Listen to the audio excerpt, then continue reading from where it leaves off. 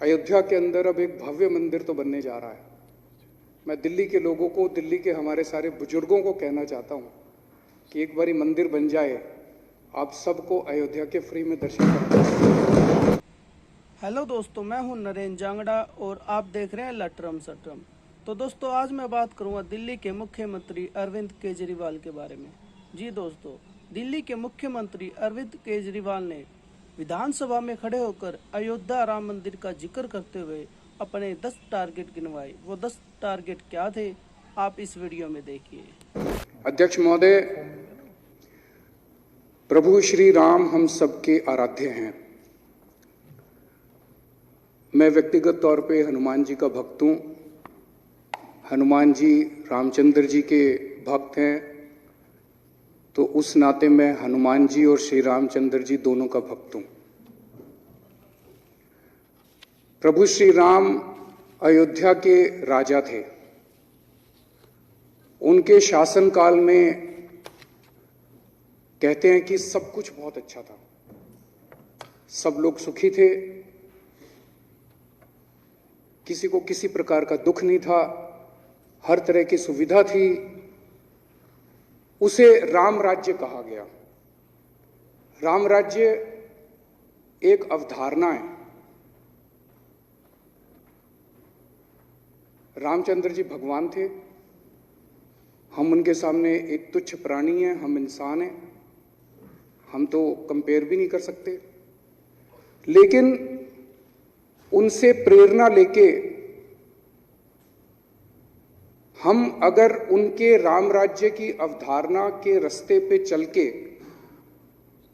अगर एक जेन्युइन कोशिश, सार्थक कोशिश भी कर सकें, तो मैं समझता हूं हमारा जीवन धन्य हो जाएगा। और इस सदन के अंदर बैठे सभी, इस सदन का भी एक तरह से सार्थक वो हो जाएगा। तो उन्हीं से प्रेरणा लेके, प्रभु श्री राम से प्रेरणा लेके और उनकी रामराज की अवधारणा को दिल्ली के अंदर पूरी साफ सुथरी नीयत से लागू करने के लिए पिछले 6 साल से हम प्रयासरत हैं।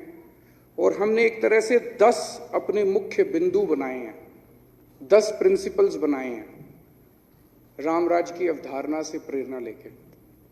उसमें सबसे पहला बिंदु है कि दिल्ली के अंदर कोई भूखा नहीं सोना चाहिए।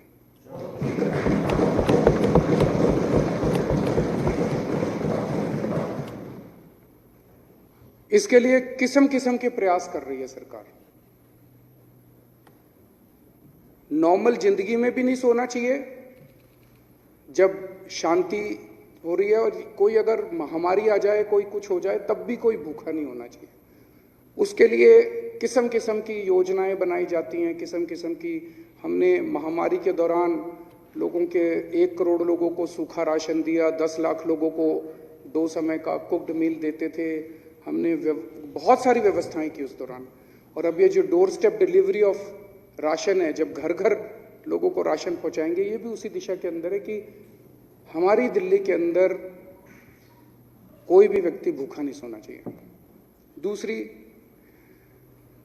हर बच्चे को, चाहे वो गरीब का बच्चा हो, कितना ही गरीब का बच्चा क्यों ना हो, चाहे भिखारी का बच्चा भी क्यों ना हो, उसको शिक्षा मिलनी चाहिए, अच्छी शिक्षा मिलनी चाहिए।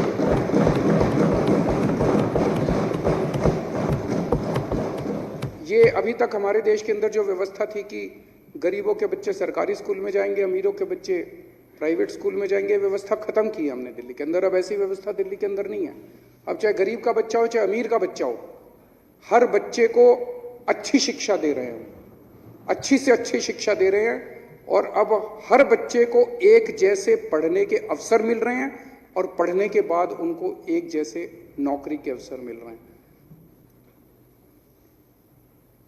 रामराज की अवधारणा से प्रेरणा लेके हमारा तीसरा प्रिंसिपल है कि अगर कोई बीमार हो जाए, तो चाहे वो अमीर हो चाहे वो गरीब हो, उसको बेस्ट इलाज मिलना चाहिए।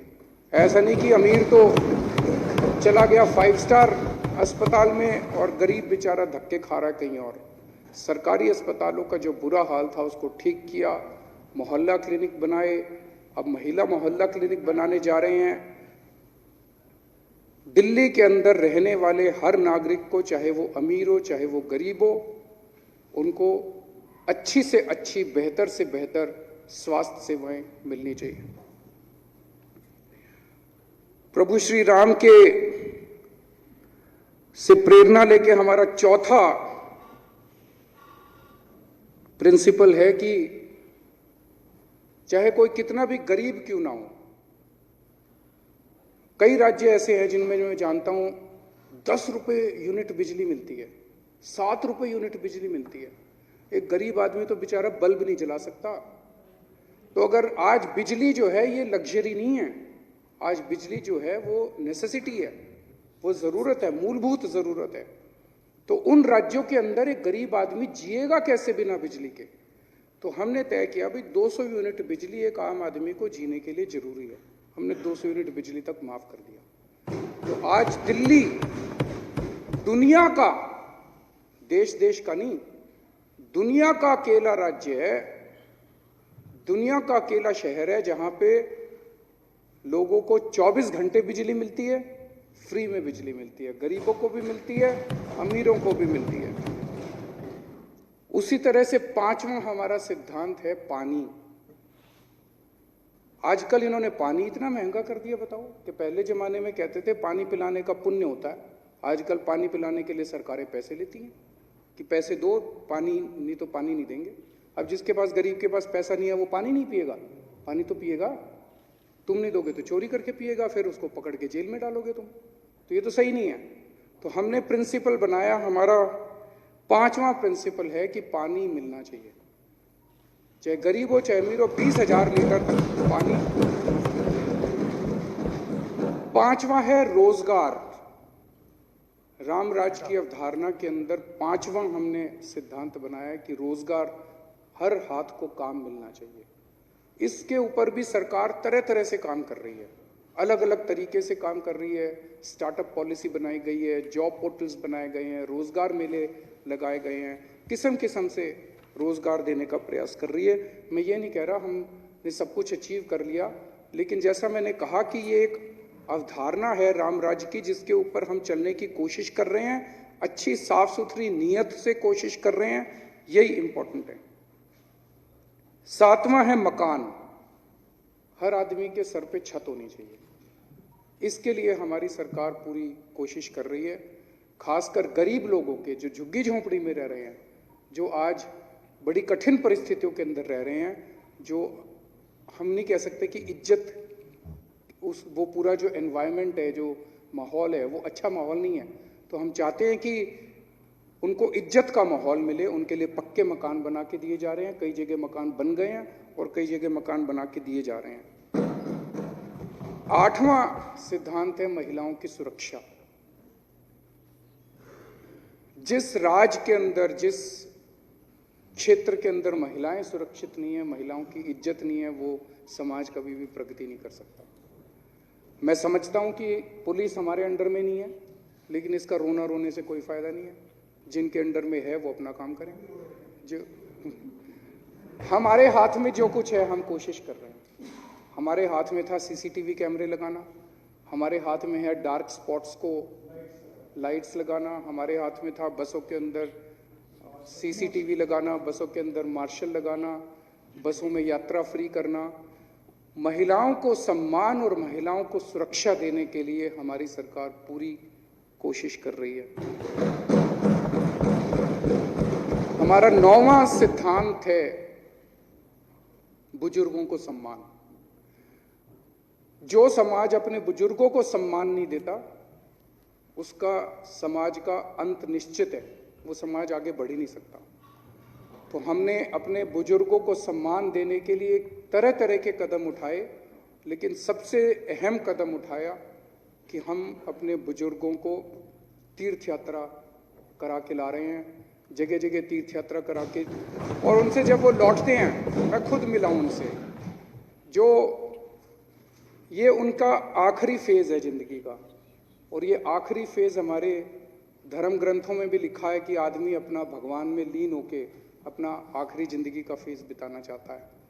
तो वो जब लौट के आते हैं उन तीर्थ स्थानों में, तो इतने खुश होते हैं, इतने खुश होते हैं।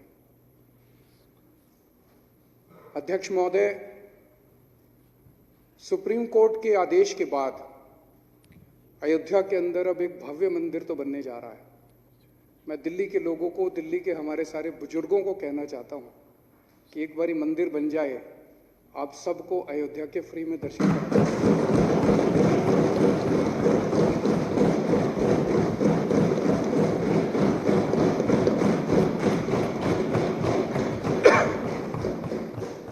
और हमारा 10वां सिद्धांत है कि आम आदमी पार्टी की दिल्ली सरकार में सब बराबर हैं। सभी जाति के धर्म, सभी जाति के लोग, सभी धर्मों के लोग, चाहे किसी भी धर्म के हों, चाहे हिंदू हों, चाहे मुसलमान हों, चाहे सिख हों, चाहे ईसाई हों, किसी भी जात के हों, चाहे ब्राह्मण हों, चाहे ठाकुर हों, चाहे वाल्मीकि समाज के हों, चाहे जाटव समाज के हों, चाहे इस समाज के हों, सभी जाति, सभी धर्म। जैसा मैंने कहा कि रामराज की परिकल्पना में श्री रामचंद्र जी ने भिल्ली के झूठे बेर खाए थे। उनके जीवन से अगर हमें प्रेरणा लेनी है तो उनके राज के अंदर किसी तरह का भेदभाव नहीं होता था कि ये ऐसा है, ये अमीर है, ये गरीब है। सबको बराबर तरीके से भाईचारे के साथ सब लोग रहें, शांतिपूर्वक सब लोग रहें, शांतिपूर्वक अपना निर्वाह करें, ऐसी हमारी पूरी कोशिश रहती है। इसी के साथ मैं इस धन्यवाद प्रस्ताव का समर्थन करता हूं।